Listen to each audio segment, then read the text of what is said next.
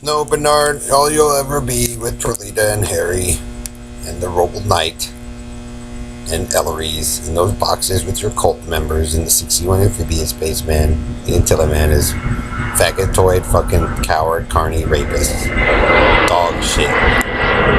That's all, Bernard. If you're gonna make fun of my cousins and all that, they get to make fun of you. And then anybody else made victims of. Bernard, you're so desperate with Perlita and Harry to take over shit and take property and money with Randy and whoever else. It's pretty that pathetically obvious.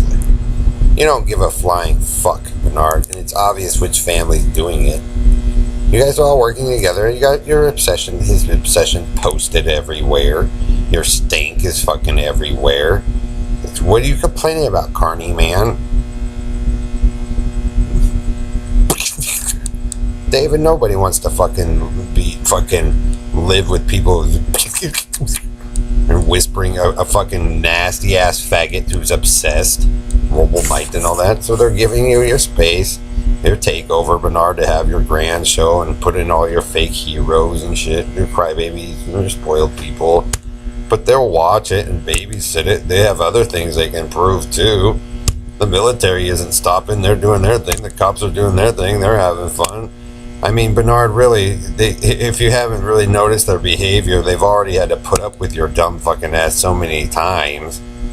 That's all Perlita and you do with them people. You're the bit of the fat. And what did I tell you, Bernard? You compromise yourselves. You're going by what you're willing to accept. And if their standard of living and the way they do things is higher than what you profess, Carney man, then what are you going to do about it? What if they don't want a country in Western? They had plans to fix it for you guys, but you know, Bernard, you just seem to think the world's got to revolve around you. And that's really not that kind of a leadership that you want, huh? So, you know, Bernard, they're doing it for you, like I said, but if you're incorrect about what Brian did, and he saved those girls just like I warned them, and you're lying about murders and deaths just so you can impress your ghetto gangbangers and shit, Bernard, the whole point is that the military and them, you guys basically, not in a sense force them, but they have no choice.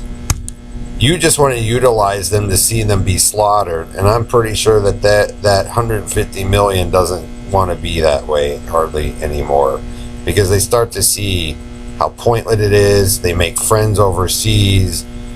You know, there's a lot more, you know, things we can do with our time.